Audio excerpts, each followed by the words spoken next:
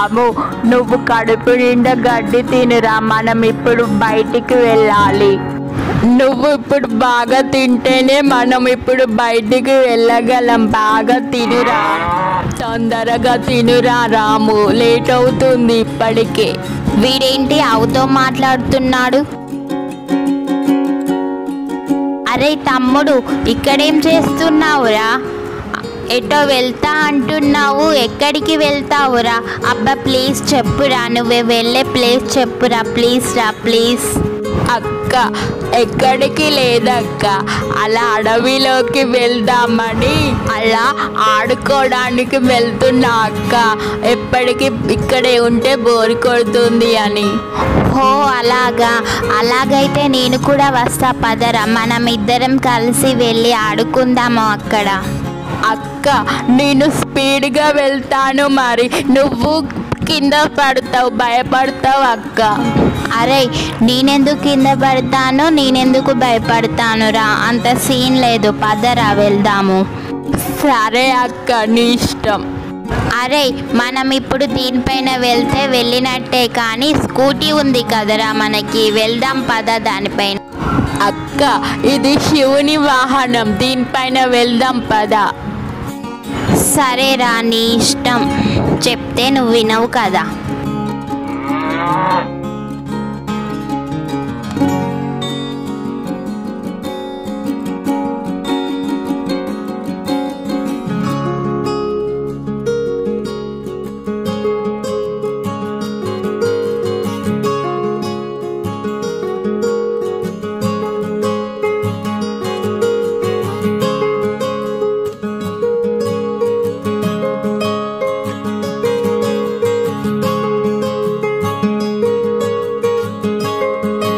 అరే నిహాన్ మెల్లగా వెళ్ళురా, కింద పడతానేమో భయం వేస్తుంది, మెల్లగా వెళ్ళురా. అక్క నేను ముందే చెప్పాను, నేను మెల్లగా వెళ్ళనని. అమ్మా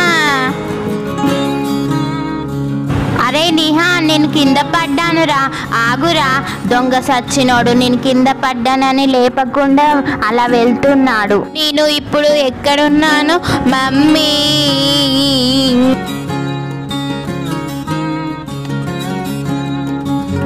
అక్క అగమ్మ అక్కేది?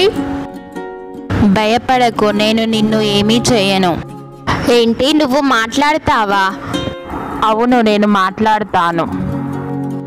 నువ్వు ఎవరు ఇలా ఉన్నావు?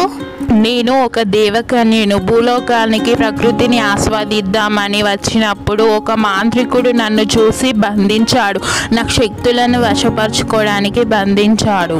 మీరు నన్ను కాపాడినచో మీ మేలును నేను ఎన్నటికీ మర్చిపోలేను, జీవితాంతం రుణపడి ఉంటాను మీకు.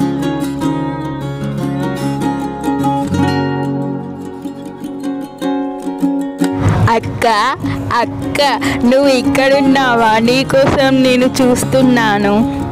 చాలే కానీ అటు చూడరా పైకి ఒకసారి.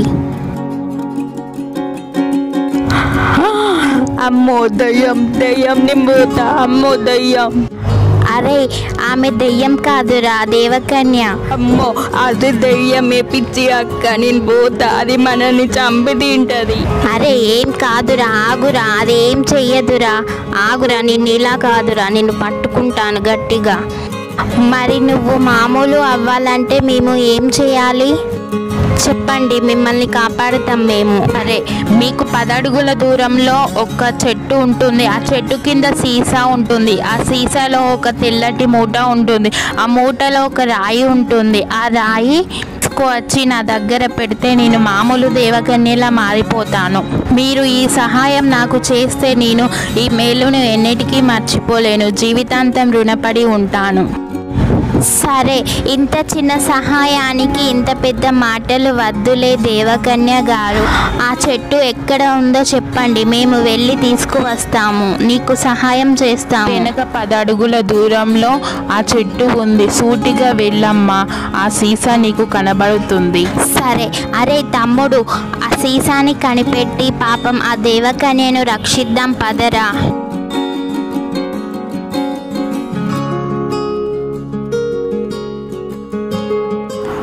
అరే తమ్ముడు, ఇక్కడ ఉందిరా సీసా, దారా ఈ సీసాని బయటకి తీద్దాం.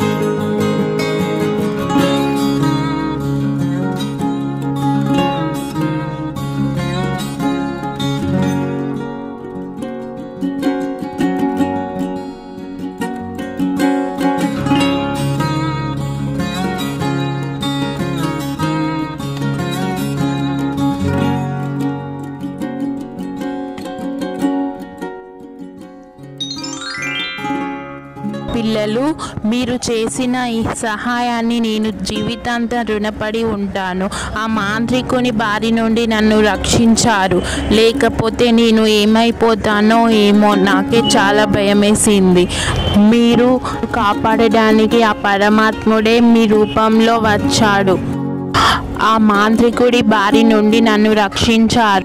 భాగంతో ఉన్న నన్ను చూసి మీరు భయపడకుండా మీ ధైర్యంతో నన్ను కాపాడారు. ధైర్యానికి నా జోహార్లు. అలాగే మీ ధైర్యంతో అందరికీ సహాయం చేస్తూ ఉండండి.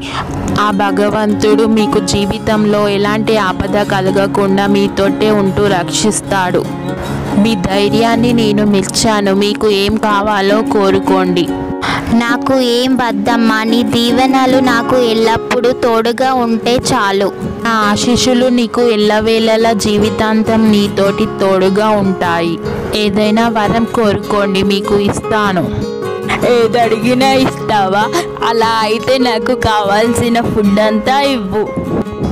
తదాస్తు. మీరు ఇంటికి వెళ్ళేసరికి మీకు కావాల్సిన ఫుడ్ అంతా ఉంటుంది. ఇక నాకు సెలవు ఇప్పించండి, నేను వెళ్ళి వస్తాను.